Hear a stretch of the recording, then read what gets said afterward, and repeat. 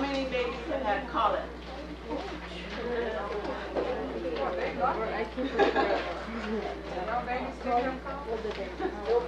Colic is Colic can be caused by a lot of different things. You know, when we bring our baby home from the hospital, I'm going to say, wrap the baby up, it's going to get colic, wind colic.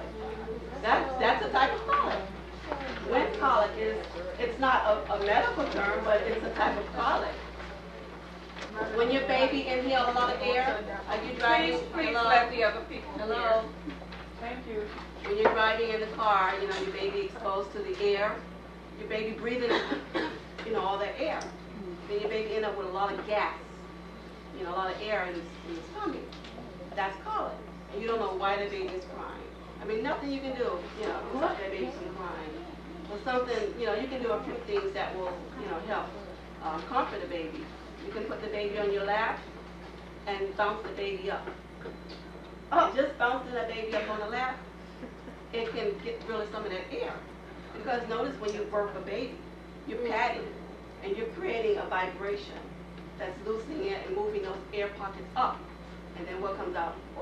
I massage my baby's stomach, and that helps. That soothes it, yeah. Any way that you can get the air moving, and from either end, you know, it needs to come out from either end. And they have Malacom drops. What I was going to say, well, I can live without that with mine. You could just, I mean, like automatic. Almost automatic. It's expensive though. She spends what, $8? But it's worth it. It's worth it. So Malacom, keep in mind, Malacom drops, okay? I've used that so many times. That bottle lasts. Yeah. And the baby, you know, it takes in the Malacom drops and a couple of swallows go down in the stomach, and it mixes, it blends in with the air. And then the baby, he burps almost instantly. So Malacom drops is really, I'm sure there's others out there, but, you know, don't go picking and choosing. And also, colic can come from what you feed your baby. Okay, I talked with the mother this morning, and her baby was 4 months old, and the baby had broke out all over the face. And I asked her, what is she giving her baby anything different that she wasn't before? And she said, no, you know, he's on Prosolvi, or she's on Prosolvi. And I said, but what else are you giving anything else in the bottle? Yeah, barley. She's giving the baby barley, the dry cereal. That's the last thing you want to give your baby. That's one of the last cereals. You know, rice cereal is always the first, you know. And then most pediatricians, they don't like you to give a baby, you know, rice cereal before 4 months. I know you said, you know, that's not enough, you know. My baby needs something thick, you know. Please, try to just give the baby just milk alone for as long as you can, you know. I know it's hard, but be patient, you know. And it's not always easy to put the baby on a strict schedule too, you know. And because each baby is different, you know. So try to stay in the early, you know, few weeks, you know, try to stay away. And even, you know, if your baby is a couple of months old, try to stay away from the things that's not recommended, okay? You want to start with the rice cereal first, okay? And we're going to get into a food section of allergies, okay? Because what you feed your baby could also be making them colic. Don't give your baby one thing today and then another new thing the next day or even that same week. You know, when you're trying something different, when you're switching and going through the baby, you know, baby food jars or whatever you feed your baby, try to, you know, feed that baby that one thing for that whole week, along with this milk or whatever. Introduce other new foods slowly. And then that way, if your baby gets colic, you can easily identify what caused it. Okay? Next thing is constipation. How many babies been constipated before? Okay, mine has too. The most reliable sign of constipation is discomfort. And a lot of people think because their baby is making a noise, that their baby is constipated.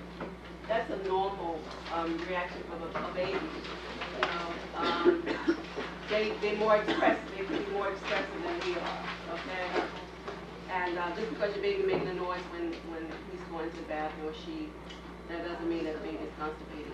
The most reliable sign is the baby not being able to pass that stool.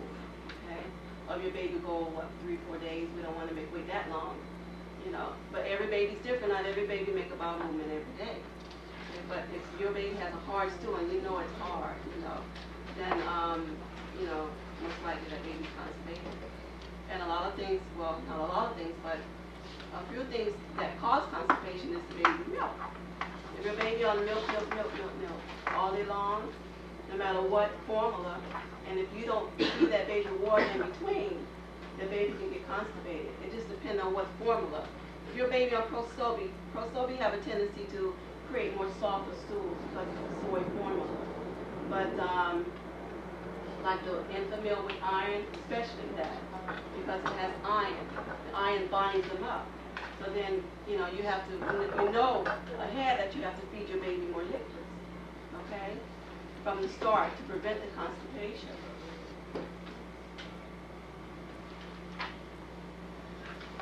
Once your baby get constipated, there's a syrup called Karo syrup that almost every supermarket has. K-A-R-O, Karo syrup, okay? That's recommended. You can just put, if you're making a 4-ounce bottle, you can just put like 1 teaspoon in it. Sometimes you don't even have to put that much because it's a strong syrup. The white one or the dark?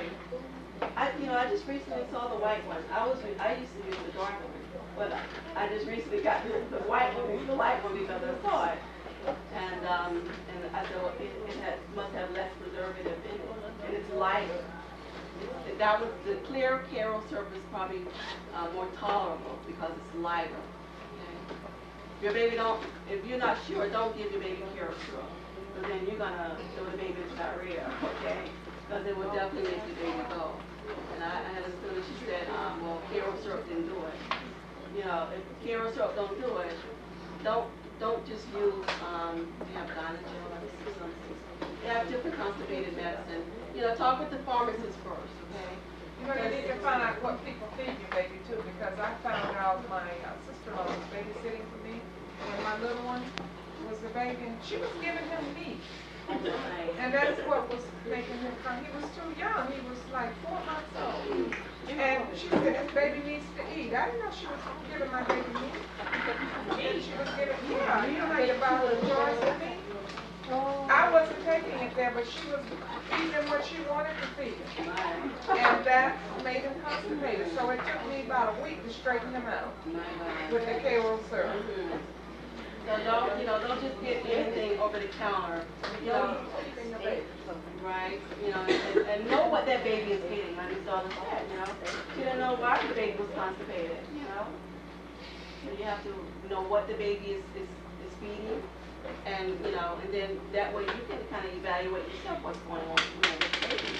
And if there's nothing that you have given the baby that causes them to be constipated, maybe you're just not giving them enough fluids. Okay. So Karo syrup is, that's about the best one that I can even think of. We have a lot of different ones, but the pharmacists are not going to tell you to give your baby something that they have doubt about, because their license is on, they are protecting your license. And they're more reluctant to give you something that they feel that, will harm your baby. Okay. They'll definitely ask the age of the baby.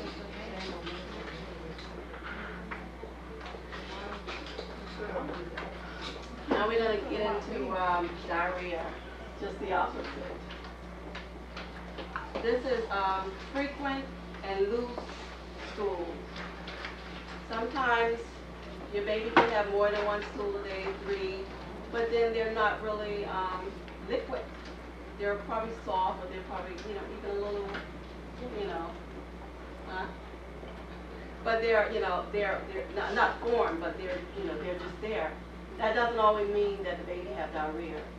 okay? If your baby have about 6 stools, it's loose, watery, and it don't have to be watery. If it's green, then you know that there's some changes going on. Green stools mean frequent passing through the bowels, okay?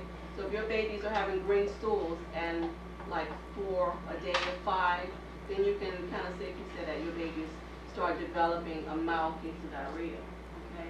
Because green stools mean that the stools have been passed through the bowels too fast, okay?